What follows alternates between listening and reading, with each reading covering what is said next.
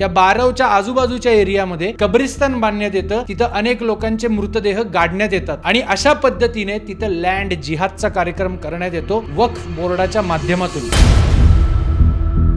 महाराष्ट्रामध्ये पुणे जिल्ह्यामध्ये आंबेगाव तालुक्यामध्ये मंचर येथे पांडवकालीन इसवी सन 1230 साली बांधण्यात आलेली एक बारव आहे। यादवकालीन साम्राज्यामध्ये लालीदेव नावाचे राजे होते, त्यांनी तत्कालीन लोकांची पाणी टंचाई दूर व्हावी, पाणी मिळावं म्हणून तिथं बारव बांधली। त्या बारवच्या आतमध्ये एक शिव मंदिर सुद्धा आहे आणि गोमुख सुद्धा आहे। त्या बारवच्या इथे भिंतीवरती कोरलेली एक प्रतिकृती आहे, ज्याच्यामध्ये ओरडून ओरडून ती बारव आपल्याला सांगतेय की ते सनातन धर्माचं प्रतीक आहे। 700-800 वर्षापूर्वीची ती बारव सरकारच्या नावाने आहे, म्हणजेच ती गव्हर्नमेंट प्रॉपर्टी आहे। म्हणजे आपण म्हणतो ना ग्रामपंचायतीमध्ये सरकारची जमीन गायरान माळरान असं असतं, तर ती बारव सरकारकडे आहे। आता याच्यानंतर मध्येच कोणाची एंट्री होते तर वक्फ बोर्डाची एंट्री होते। त्या बारवच्या आजूबाजूच्या एरियामध्ये कब्रिस्तान बांधण्यात येतं, तिथं अनेक लोकांचे मृतदेह गाडण्यात येतात आणि अशा पद्धतीने तिथं लँड जिहादचा कार्यक्रम करण्यात येतो वक्फ बोर्डाच्या माध्यमातून। सरकारची जागा असून सुद्धा काही कालांतराने शिया समुदाय तिथं एका जागेवरती वक्फ बोर्डाचा दावा ठोकतो, काही कालांतराने सुन्नी समाज सुद्धा तिथं वक्फ बोर्डाचा दावा ठोकतो आणि त्यांचे रजिस्ट्रेशन सुद्धा होऊन जातं। त्या गावातील ग्रामस्थ लोकांनी न्यायिक लढा संविधानावरती विश्वास ठेवून दिला आणि जिल्हाधिकाऱ्यांच्या समोर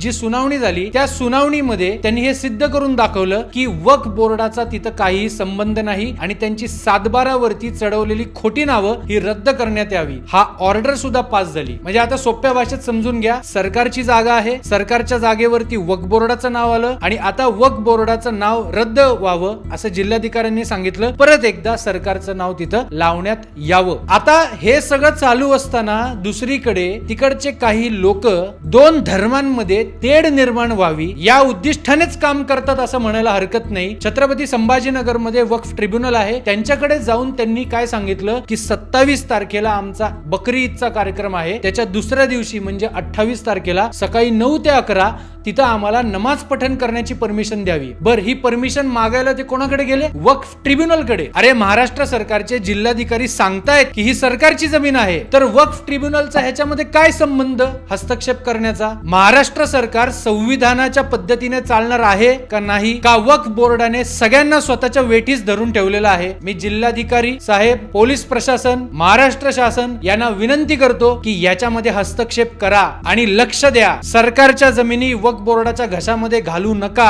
आणि म्हणूनच मी मोदीजींना सुद्धा विनंती करतो, आपण बनवलेल्या कायद्याची लवकरात लवकर अंमलबजावणी होऊ दे, म्हणजे हे सगळे प्रॉब्लेम संपून जातील। जय भीम, जय शिवराय, जय श्रीराम।